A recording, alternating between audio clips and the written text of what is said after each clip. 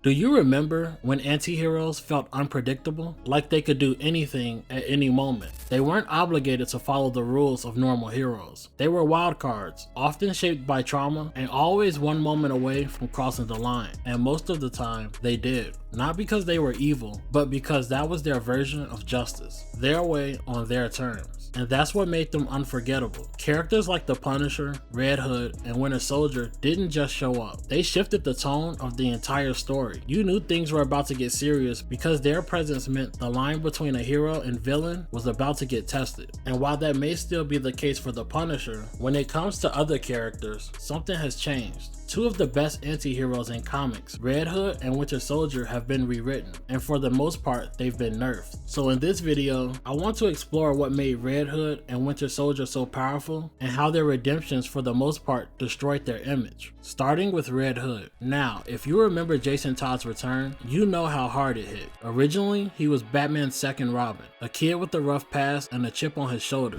fighting beside a symbol that he didn't always agree with. He wasn't perfect, he was reckless and often had a temper, but he believed in the mission until it failed him.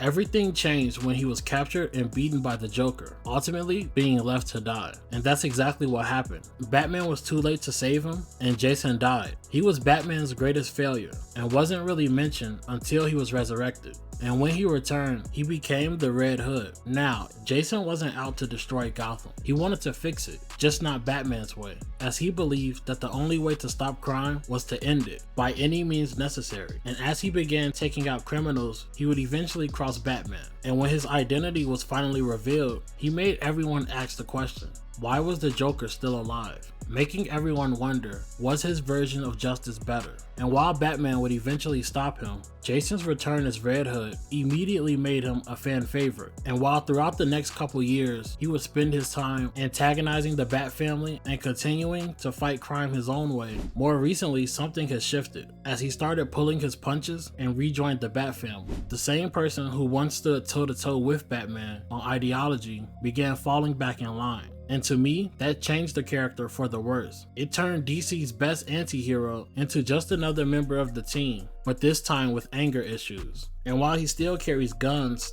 let's be honest, it doesn't really matter because he's not able to go all out. Now, I want to say that I get that Jason needed a redemption arc to make his story full circle, but I think that this is one of those rare times where the growth really didn't help the character. It actually hurt him. And I also want to say that I don't think that all of Jason's post-redemption stories are horrible. I think that one of the best stories with him is during his time with the Outlaws, as it had him teaming up with Artemis and Bizarro as the darker version of the Trinity. But outside of that, it felt like DC didn't know what to do with him anymore, so they watered him down and made him unrecognizable. Which brings me to my next character, the Winter Soldier. Now, much like Jason Todd, Bucky Barnes was a former sidekick turned weapon. Originally, he was Captain America's partner during World War II, loyal, brave, and just a kid when he started. But during a mission to stop Zemo, Bucky tried to disarm a plane with explosives and failed. And while Cap and the world thought that he was dead, the enemy found him and rebuilt him,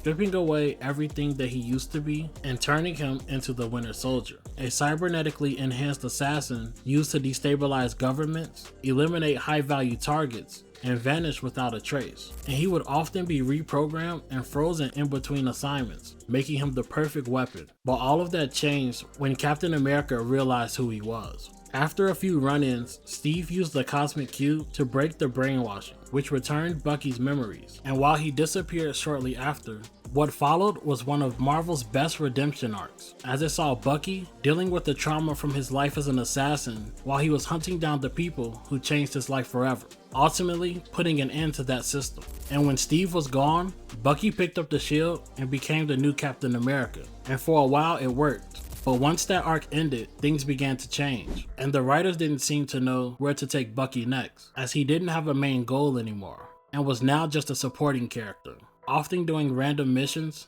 and occasionally teaming up with other characters. Still dealing with his trauma, but no longer dangerous. And honestly, I feel like the MCU made it even worse, as the character feels even more softened and often seen as a supporting character with no real story, making Bucky feel like his best days are behind him. But if we're being honest, That's how it feels for both characters. The truth is, Red Hood and Winter Soldier were never meant to be clean-cut heroes. They were meant to be flawed and dangerous. Not symbols of hope, but reminders of what happens when the system fails. And if DC and Marvel truly want to bring these characters back to life, they don't need to reinvent them. They should just let them be themselves. Put them back into stories where the gray area isn't a weakness, and make it the strength of their stories, because letting them live in the gray area makes them better. But with that being said, that's all I have for this video. If you enjoyed this video, please drop a like, comment, and subscribe. I'm Shawnodachi, and I'm out.